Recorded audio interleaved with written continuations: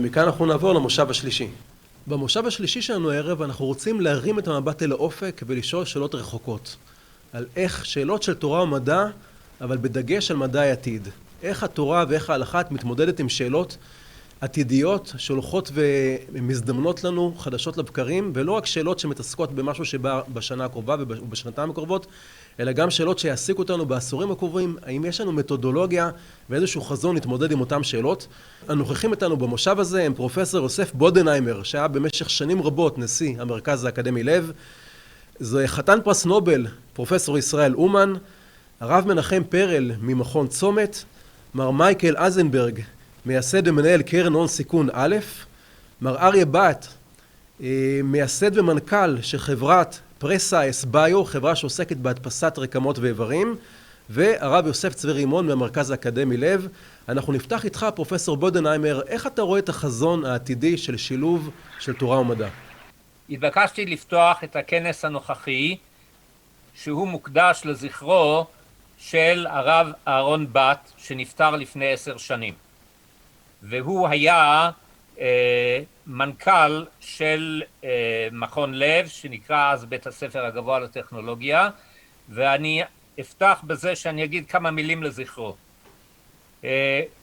אהרון בת עלה לארץ ב-1971 תשל"א, הגיע לטכניון, אחרי זה הגיע לאוניברסיטה העברית בירושלים, בהמשך גם להדסה, ופרופסור לב פנה אליו ב-1978 תשל"ח כדי שיעמוד בראש המערך המנהלי של מכון לב, אז בית ספר גבוה לטכנולוגיה. ועד 1985 תשמ"ה הוא היה המנכ"ל של מכון לב. מכאן הוא עבר לנהל את האנציקלופדיה התלמודית.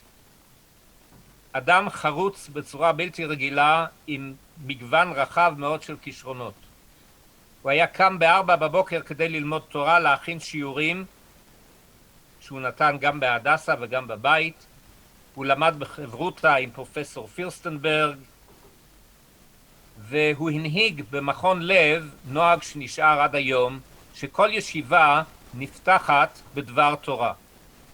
אמר פעם עליו הרב נתן שמעון בר חיים, שהיה במשך שנים רבות ראש בית המדרש של מכון לב, שאהרון בת היה מתאים לכל תפקיד במכון. הוא היה יכול להיות מרצה אקדמי, הוא היה יכול להיות מנהל אדמיניסטרטיבי, היה באמת, היה אפילו יכול להיות רם בבית המדרש עם הידע שלו בתורה.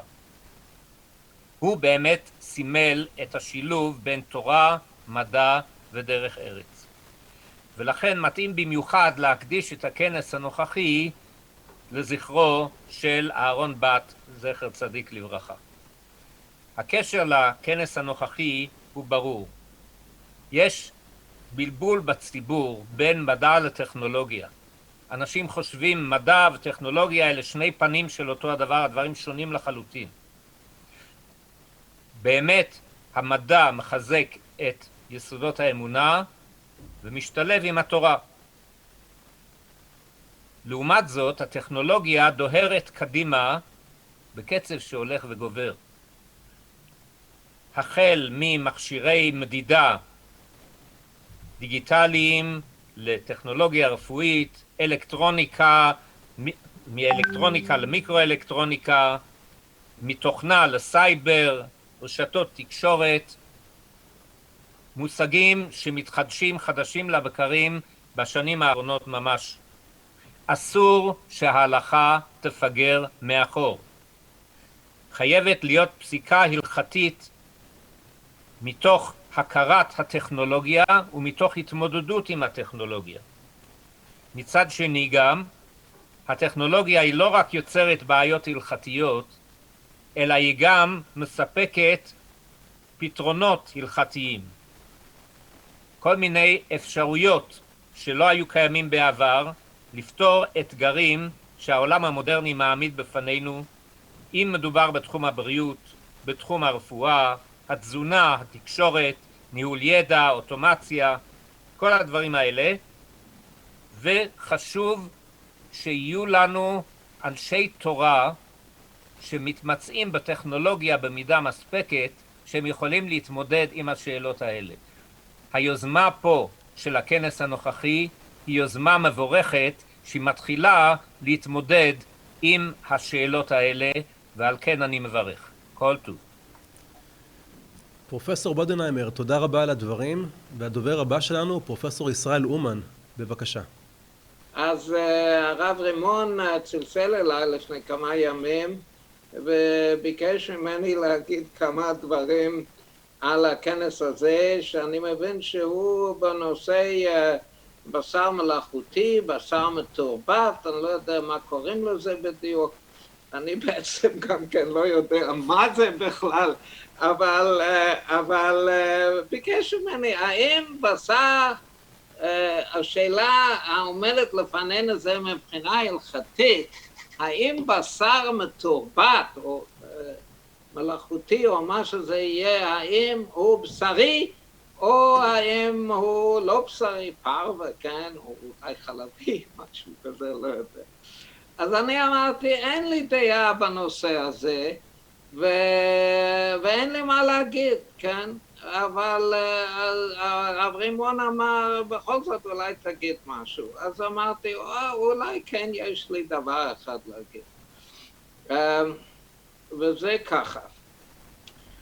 הקדוש ברוך הוא רצה שלא יבשלו גדי בחלב אמו. זה מה שהוא רצה. זה לא יפה לבשל גדי, זה לא מתאים, זה לא ראוי לבשל גדי בחלב אמו. אז הוא אמר למשה רבנו, בבקשה, משה, תכתוב בתורה, לא תבשל גדי בחלב אמו. אז משה אמר, אוקיי, אני כותב את זה, אבל תדע לך שזה לא יספיק, כן? אצל האנשים המכובדים, כן, היהודים, היראי שמיים שיש לנו זה לא יספיק, מפני שיכתבו לא תבשל גדי בחלב אמו, אז יעשו מזה כל מיני דברים. אתה צריך להבהיר שאתה ממש מתכוון לזה שלא יבשלו גדי בחלב אמו. אז הקדוש ברוך הוא אמר, בסדר, תכתוב עוד פעם, כן? אז זה יהיה ברור, לא תבשל גדי בחלב אמו. אז הוא כתב עוד פעם, ואז הקדוש ברוך הוא אומר, אתה יודע מה, אני לא רוצה שיהיו שום טעויות בנושא הזה, אני לא מתכוון לשום דבר יותר, רק שלא יבשלו גדי בחלב אמו. אז אתה יודע מה, תכתוב את זה עוד פעם, רק שזה יהיה ברור. נו, תראה מה שהיהודים שלנו עשו מהעסק הזה, כן, הם רצו לעזור לקדוש ברוך הוא להגדיל תורה ולהדיר, כן, הם חשבו שהקדוש ברוך הוא לא מצליח בעצמו מספיק להגדיל תורה ולהדירה, אז הם רצו למען צדקו של הקדוש ברוך הוא להגדיל תורה ולהדירה, ואנחנו בכנס הזה. אז אני מאחל לכנס כל ההצלחה. ערב טוב. פרופסור אומן, תודה רבה. אתה אומר, אולי היום אם היו כותבים את זה, היו מוספים איזה בולד במקום 3 פעמים? זו אולי הצעה. תודה רבה על הדברים. והדובר הבא שלנו, הרב מנחם פרל, ראש מכון צומת, בבקשה. ההלכה נקראת כך כהולכת, אותו גוף שהולך ונמצא כל פעם במקום אחר, ובכל מקום ובכל זמן שהוא נמצא, מצפים שהוא יהיה לבוש ומתנהג בהתאם לאותו מקום. אותו גוף, אותו נשמה, אותו תורה, אבל היא מתגלה בזמנים שונים ובמקומות שונים באופן אחר.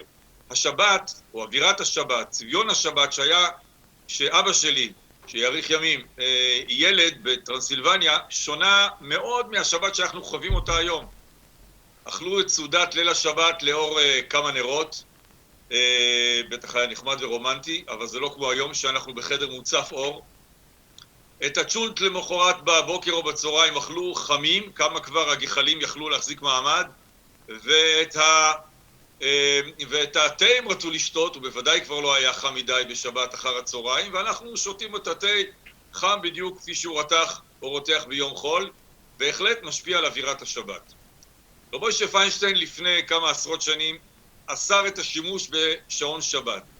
איסור שלא התקבל, לא פשט איסורו בכלל ישראל, הוא מאוד חשש מהפעלה של תעשייה וחרושת בשבת, אבל הוסיף שם עוד דבר אחד חיוני מאוד. מסיבות צדדיות הוא התיר את השימוש בשעון שבת לתאורה, וכתב שמאחר שזה מותר, זה כבר נחשב למצווה, משום שזה עונג שבת, להשתמש בתאורה בשבת. בהמשך לדברים הללו, התייחס הרב אריאל לאחרונה ואמר כך, שאם לשעון שבת, אם לתאורה הדבר הזה הוא נחשב למצווה, אז גם מעלית שבת, כאשר היא באמת מעלית שבת, גם השימוש בה ייחשב אם תשים משבת רגליך. לא איזה חומרה תהיה למי שנמנע מלהשתמש בה אם הוא מתקשה בעלייה או בירידה, אלא השבת שלו היא לא השבת שנדרשת מאדם שומר תורה ומצוות, כי השבת ניתנה למנוחה. כשנכנסו החיישנים למיניהם לחיינו, לא הרגשנו אולי, אני חושב, שינוי מהותי, משום שרוב הפוסקים קיבלו, זיהו את החיישנים עם פעולה כמו שהיא נעשית ביד, כמו שנראה מהסוגיה בתחילת פרק שני בבבא קמא, כוחו כגופו, ולכן הדבר הזה לא שינה. מה שכן הולך לשנות, לעניות דעתי, את הצורה של השבת, הוא הבית החכם, לא מה שנקרא היום בית חכם, הפעלה מרחוק וסלולרי, אלא בית חכם של מכונה לומדת, למידת מכונה, שהיא עשויה להכיר את האדם טוב יותר ממנו, אולי. אני למשל לא יודע כשאשתי שואלת אותי מה תרצה לאכול בצהריים, או מחר, או בשבת בצהריים. כשיגיע, מה שיהיה אני אסתדר, אבל אני לא יודע מראש מה אני רוצה. המכונה, ככל שהיא תעקוב אחריי ותאסוף אלפים או רבבות, או יותר מזה של פרטים על התנהגותי על העדפות שלי, כמו שיודעים כבר לעשות היום בפייסבוק, בגוגל ובמקומות הענקיים הללו, היא תדע כן. ולכן כאשר אני הולך להתכונן להכין את השבת, ולסדר שעוני שבת, אותן טמפרטורה במזגן, למחר בבוקר, ואפילו אני מצטער, כי חשבתי שמחר יהיה קר, זו הייתה התחזית וזה חם מדי, הבינה המלאכותית תדע לעשות את זה טוב יותר. האם זה מותר להשתמש בדבר הזה בשבת? לעניות דעתי כן, ואני רוצה להסביר. אולי 3 סוגיות עיקריות שקשורות לדבר הזה. הראשונה היא השימוש בחיישן, הרי בסופו של דבר יחידת הקלט גם של הבית החכם היא מערכת של חיישנים. להבדיל מהחיישן הפשוט שאותו הגדרתי קודם, שכך מתייחסים לרוב הפוסקים ככוחו כגופו, כאן יחידת הקלט אוספת איזה מידע, אבל היא לא עוברת לעשייה. יש רשתות נוירונים רב שכבתיות שמעבדות, או נקרא לזה כמו המוח של האדם, מעבדות את המידע הזה לאור מיליוני פרטי מידע שמכירים על הבית, על ההתנהגות של האדם, ועם זה המכונה תחליט לעשות מה שהיא רוצה לעשות. זאת אומרת, כאשר, לדוגמה, כשאני נכנס מהחוץ לתוך הבית, ובחוץ היה השמש קופחת ומאוד חם, ובבית חם לי, אני רוצה להדליק מזגן, אז אולי אני אדליק, אבל המכונה החכמה לא בכך תדליק מזגן, כי היא יודעת שבחוץ חם, והיא גם מכירה את הטמפרטורה בבית. ויותר מזה, היא גם מכירה אותי, והיא יודעת שבעוד 2 דקות אני כבר, יהיה לי מאוד נוח. ולכן אני חושב שאין שום קשר, או יש קשר קלוש מאוד בין הפעולה שלי לבין התוצאה שתהיה. יש קשר, בהחלט שיש קשר, אבל הוא יותר דומה לנר. נר שלעולם אף אחד לא אסר בחז"ל ואומר שולחן ערוך לפתוח דלת שיש נר בבית, אלא אם כן הוא קרוב, או על הדלת, שהוא מיד נכבה או נדלק. אף על פי שכשאני פותח את הבית, את הדלת, נכנס חמצן יותר, וכשאני נכנס, אז אני גורע מהחמצן, כי גם אני משתמש בו. זו השפעה מאוד רחוקה, גם השפעות קרובות יותר, כמו התרמוסטט של מזגן, או אפילו כמו התרמוסטט שמקרר, או הפוסקים מתייחסים לזה כיתר גמור. אז אני לא חושב שבבית חכם, שוב, עם מכונה לומדת, ההשפעה תהיה חמורה יותר. 2 דברים נוספים בקיצור. אני חושב שהסוגיה הנוספת היא כמו אמירה לנוכרי. אמירה לנוכרי נאסרת בשבת ודבר דבר, משום שכל דיבורי חול, בוודאי דיבורים של מלאכה, אסורים. כאן אנחנו לא מדברים על דיבורים, לא עוסקים בדיבורים, עוסקים בהתנהגות רגילה לחלוטין. הסוגיה השלישית והאחרונה היא עשייה שנוכרי עושה מלאכה על דעת עצמו. כן, חפר קבר, לא יקבר בו ישראל, אפילו עולמית, או גשר וכדומה. גם אם גוי הרתיח עבורי כוס מים, אני לא יכול לשתות אותה בשבת. גם כאן זה לא דומה. אף על פי שהמכונה עושה את זה באופן אוטומטי. כי שם החשש הוא שמא יאמר לו, כאן אי אפשר לדבר אל המכונה, גם אפשר לתכנת אותה כך, שאם ידברו אליה בשבת היא לא תגיב. היא לא תגיב לדיבור, אולי תגיד אפילו שבת היום, אסור לדבר. לסיום אני רוצה לומר עוד 2 דברים. השבת ניתנה למנוחה, לעונג ולא לצער. ברור שכל מה שאסור כמלאכה או איסור דרבנן הוא אסור, ודי, נקודה, אין מה לעשות עם הדבר הזה. אבל כשהדבר הוא איננו אסור, אנחנו לא צריכים לחפש בנרות איך לעשות את הדבר הזה, אלא המודד העיקרי לעניות דעתי הוא אם זה מוסיף מנוחה, מנוחת הנפש בעיקר, או מנוחת הגוף, או מוסיף טרדה. אם זה מוסיף לנו מנוחה, לא רק שהדבר הזה הוא מותר, אלא על דרכו של רב משה פיינשטיין, הדבר הזה הוא מצווה, זהו צביון השבת, והיא תיראה באמת אחרת. והדבר האחרון, אף על פי שאולי זה יכול להישמע למישהו כמהפכני, בוודאי שלא, אף אחד לא יעשה שבת לעצמו, אין לנו כוונה כזאת, ואף פעם בצומת לא עשינו שבת לעצמנו, מתייעצים עם גדולי הפוסקים שבזמן, וכשיובא הדבר לשולחננו, כשהדבר הזה יהיה ריאלי, נוכל לומר דבר ברור בשם פסקי ההלכה בדור. תודה רבה. הרב פרל, תודה רבה. באמת הוספת כאן פרספקטיבה מעניינת על נקודות המבט שמתוכן צריך להסתכל על שאלות הלכתיות שעולות בשבת. הדובר הבא שלנו, מר מייקל אייזנברג, מקרן... בבקשה. ערב טוב לכולם, לבאי הכנס בזום. שאלתי את עצמי מה אני הקטן יכול להוסיף פה בין גדולי העולם, פרופסור אלמן, פרופסור בודנהיימר והרב פרל, ואני רוצה מאוד להצטרף לדברי פרופסור בודנהיימר, ואולי טיפה להרחיב אותם.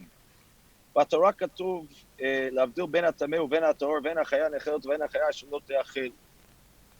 והרמב"ם פוסק את זה כמצווה, מצווה להבדיל בין הטמא ובין הטהור.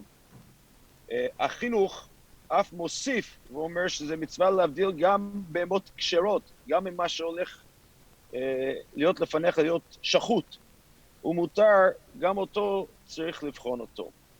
ואני חושב שהציווי פה הוא לא רק תנאי לאכול, אלא באותו ציווי להבדיל בין הטמא ובין הטהור, מוטל עלינו לחקור בטבע, מוטל עלינו לחקור בטכנולוגיה, מוטל עלינו לחקור גם במדע שדיבר עליו פרופסור בודנהיימר לפני זה. והציווי הזה להבדיל בין הטמא ובין הטהור הוא ציווי שחייב להוות תשתית לתורה ולהלכה. למה? כי התורה היא תורת חיים. והתורת חיים הולכת איתנו מדור לדור ומשנה לשנה. הטכנולוגיה מקדימה אותנו ודוחפת אותנו לעתיד ולקדמה בקצבים. וכשהתורה ומובילי התורה ופוסקי ההלכה אינם מוכנים לאתגרים הטכנולוגיים, לחדשנות הטכנולוגית, לחדשנות החשיבתית, המצב בעם ישראל לא עלינו מדרדר. ראו את זה, מי שמכיר את ההיסטוריה אחרי קופרניקוס, ובעוד המצאות מדעיות וטכנולוגיות לאורך הדורות. אני מאוד מברך על הכנס הזה, כי אחד האתגרים שהפרל מתמודד איתו, פרופסור בודנהיימר מזה עשרות שנים, הוא בדיוק להעמיד אנשי תורה, אנשים ששקועים ולומדים תורה, אבל גם שקועים בקדמה, גם מבדילים בין הטמא ובין הטהור. כי בלי זה, התורה איננה תורת חיים. והדבר הזה נהיה דחוף יותר, כי הטכנולוגיה מתקדמת, הדיגיטציה מתקדמת, ובין אם זה מכוניות אוטונומיות, בין אם זה מטבעות בקריפטו, בין אם זה איברים מודפסים, והבשר המלאכותי הוא קטן שבקטנה אם הוא פרווה ובשרי. הוא ממש לא העניין. העניין הוא להעמיד אנשים שהם אנשי אשכולות, יודעים תורה, מבינים טכנולוגיה על בוריו, ובעיקר יש להם כתפיים רחבות ואומץ להתמודד עם האתגרים האלה. הדור הצעיר, הילדים שלנו, הנכדים שלנו, מצפים את זה מאיתנו. ולכן אני נורא מברך על הכנס הזה, ואני מברך את פרופסור בודנהיימר, שהוא היה באמת עמוד האש לפני המחנה, והרב פרל, שמתמודד עם זה יום-יום, ואת הרב רימון, שבאמת הביא את כולנו ביחד, ואני מתחנן ומבקש, בוא נבדיל בין הטמא ובין הטהור, כדי שניתן חיים טהורים לעם ישראל להרבה דורות. תודה רבה. מר אייזנברג, תודה רבה. בהחלט להבחין בין הטמא ובין הטהור כאיזשהו ככה צו לפעולה מתמשכת, זה אולי באמת צו השעה לדור שלנו. תודה רבה על הדברים המיוחדים. והדובר הבא שלנו, מר אריה בת, המנכ"ל והמייסד של חברת פרסייס ביו, חברה שעוסקת בהדפסת רקמות להשתלה, כמו קרניות ועוד. מר בת, מה עמד מאחורי המחשבה לכונן, או בעצם לייסד את הכנס הזה, שעוסק בדיוק באותן השאלות של חיבור בין הלכה לבין טכנולוגיה של העתיד? כאשר אנחנו חשבנו איך לציין עשור לפטירתו של אבא, אז עלה במחשבתנו בעצם תחום שמשקף או מייצג את תורתו, אורח חייו, השקפת עולמו, וכמובן פנינו למרכז האקדמי לב, מקום שמשלב ואולי משקף בצורה מאוד בולטת את השילוב של תורה, מדע, טכנולוגיה. ובעצם מה שעשינו במושבים הקודמים, קיימנו איזשהו שיח בין עולם המדעי הטכנולוגי לבין עולם התורה וההלכה. והשיח הזה יש לו גוונים רבים. מישור הראשון, בעצם יש שני מצבים. יש מצב שהעולם הטכנולוגי והמדעי מתקדם ומייצר מציאות חדשה, מציאויות לכאורה חדשה, זה בעצם דברים שהיו בעולם אבל אנחנו מגלים אותם, וזה לדוגמה השיח סביב הנושא הראשון שהעלינו. בעצם אנחנו מייצרים עכשיו בשר משובט וההלכה נדרשת להתייחס לנקודה הזאת מבחינה הלכתית. מצב שני הוא בעצם שיש מצב של בעיה הלכתית מסוימת והטכנולוגיה יכולה להגיע כאן ולעזור ולסייע בעצם לפתור את הבעיה, וזה דוגמה מה שראינו במושב השני, שיש בעיות בנושא של איברים, זמן קביעת המוות, מתי מותר להוציא איבר ממת, ובעצם הטכנולוגיה כאן בעצם באה ופותרת את הבעיה ומאפשרת לייצר איברים לא מגוף האדם, לא מחכים שמישהו ימות ובודקים אם הוא עדיין בחיים או לא, אלא בעצם מייצרים איבר שאפשר להשתיל אותו, ובעצם פתרנו פה את הבעיה ההלכתית הזאת. על מנת שהמישור הזה בעצם, שני המישורים האלה יהיו ברי קיימא, עולם ההלכה חייב להיות מצוי בעולם הטכנולוגי והמדעי ונדרשת בו הבנה מאוד מעמיקה. אני חושב שזה הוזכר כאן קודם, ואבא היה אומר את זה פעמים רבות, שאילו היו מתעמקים בנושא החשמל, כאשר הדבר עמד על סדר היום, האם להתיר חשמל בשבת או לא, אם הייתה באמת ההבנה מעמיקה באותו זמן, ייתכן שהשבת של היום הייתה נראית אחרת. כי אנחנו היינו ממשיכים לעבוד עם המחשבים ועם הטלפונים, והיה לנו סייעתא דשמיא שבאותה נקודת זמן לא הייתה הבנה מעמיקה. אבל אני חושב שבדברים שאנחנו נדרשים בדור הזה, באמת נדרשת כאן מעולם ההלכה להבין לעומק את הנושאים המדעיים. לאחר שאבא והוזכר כאן שהוא עבד במרכז האקדמי לב בתור המנכ"ל, עבד שנים רבות באנציקלופדיה התלמודית, מעל 20 שנה, ובתחילת דרכו שם בעצם עמד לפניו אתגר מאוד מאוד מורכב. האנציקלופדיה, מי שזוכר, הערכים יצאו אחד למספר שנים. ואבא בעצם אמר, בואו ניקח את הטכנולוגיה ונסייע כאן לפעילות הזאת. המפעל החשוב הזה בעצם יכול להיעזר בטכנולוגיה הקיימת ובעצם לקדם בצורה משמעותית את הפרויקט הזה.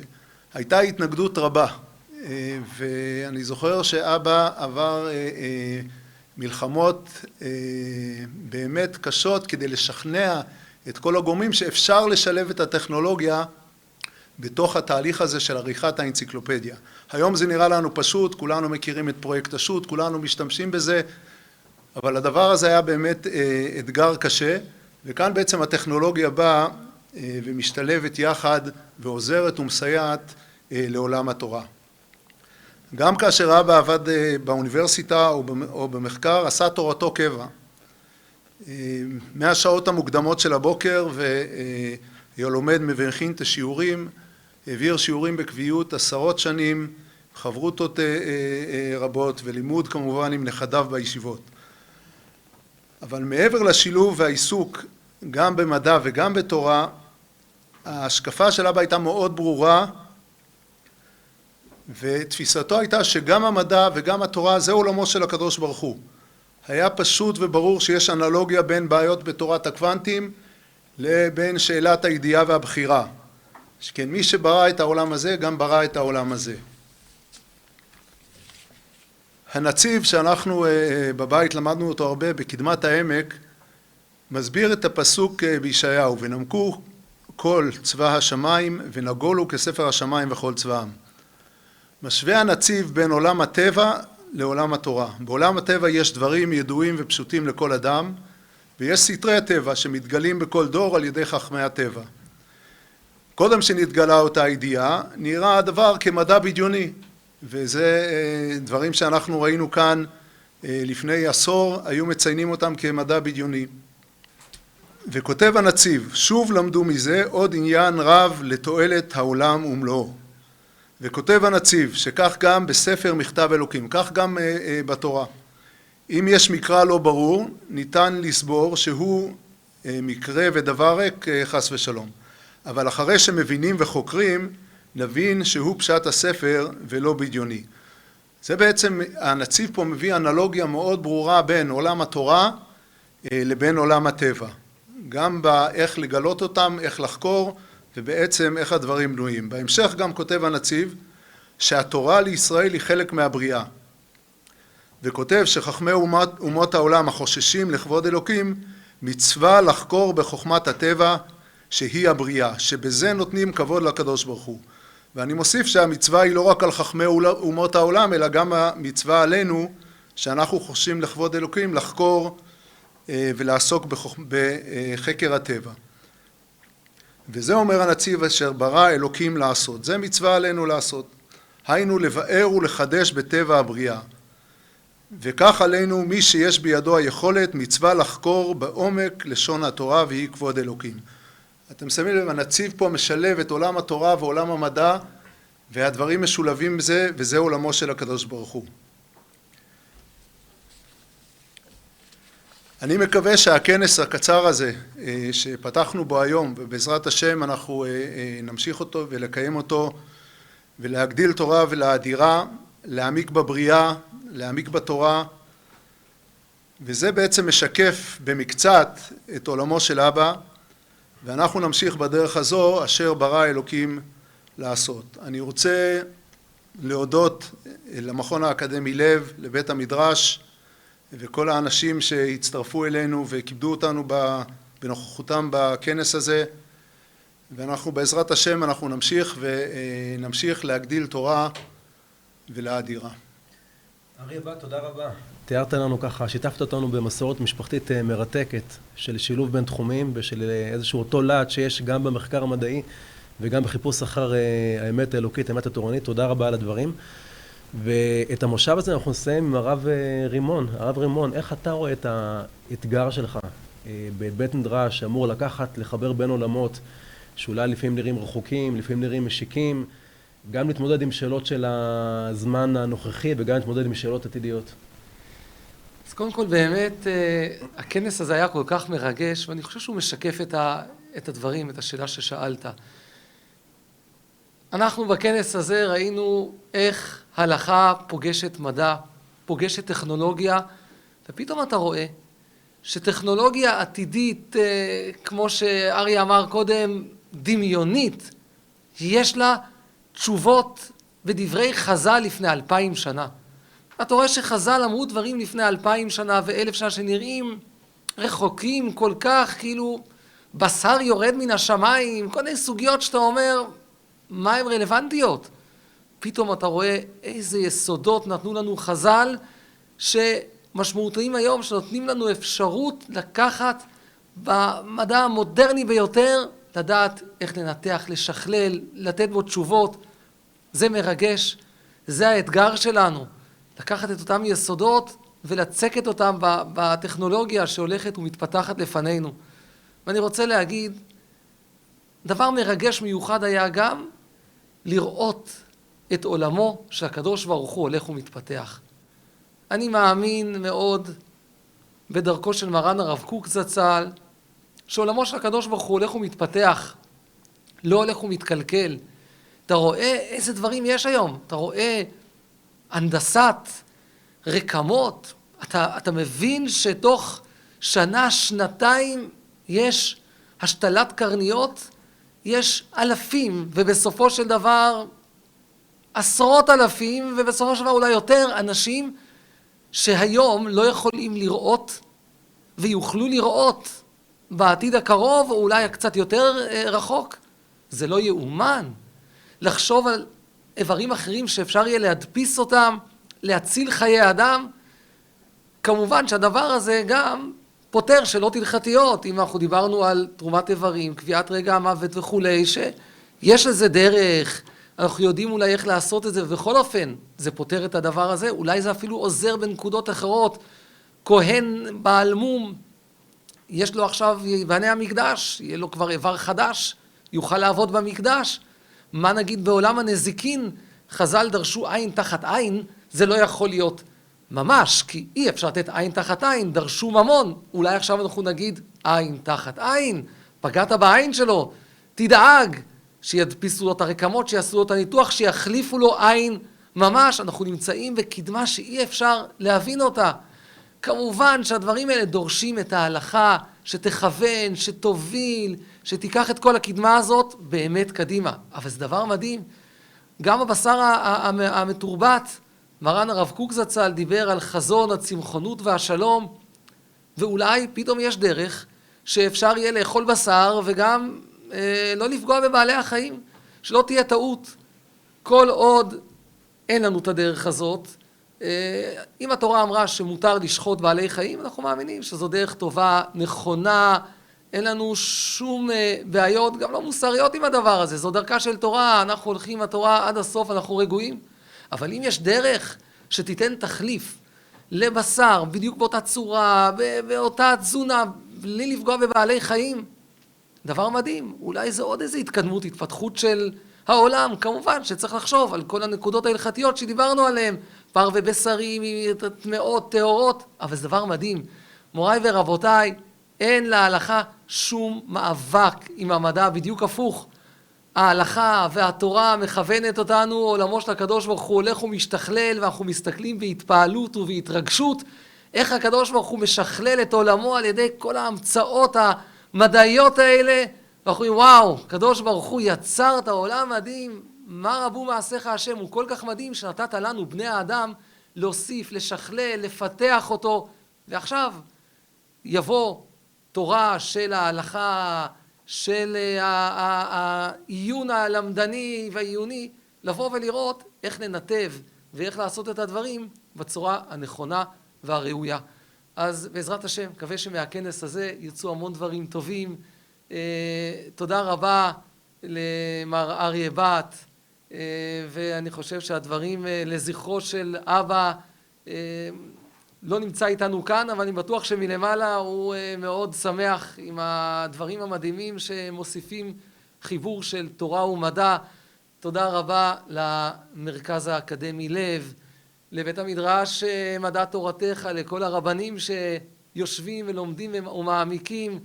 תודה רבה לסולמות שעוזר ושותף ומוביל את כל הדברים, לרב אביעד בר-טוב שעזר והוביל את כל הכנס הנפלא שאתם רואים כאן, ולכל הצוות היקר שהיה שותף כאן בכל דבר ודבר. תודה, ותודה לך על ההנחיה המדהימה, ובעזרת השם ביחד נמשיך לעשות דברים טובים באהבת ישראל, בראייה טובה, במבט טוב, וביחד נמשיך בעזרת השם לתקן עולם יחד עם ההבנה שיש לנו תפקיד לרומם מלכות שמיים בעולם, שתהיה ברכת השם על כולכם. תודה רבה הרב רימון. אז בהחלט היה לנו כאן ערב מלא וגדוש. התחלנו בבשר משובט ובהשפעה שלו על שוק המזון העולמי. המשכנו לשיבוט, להדפסת רקמות ועל המהפכה שהם יחוללו בעולם הרפואה. דיברנו על היבטים המדעיים של כל הסוגיות האלה. ראינו, פרסנו שיטות ודעות שונות מבחינת נקודת המבט ההלכתית, איך ההלכה רואה את הדברים האלה. בהחלט ערב מלא וגדוש. תודה רבה לכם הצופים באתר מקור ראשון. ערב טוב ושנה טובה וחורף טוב וברוך.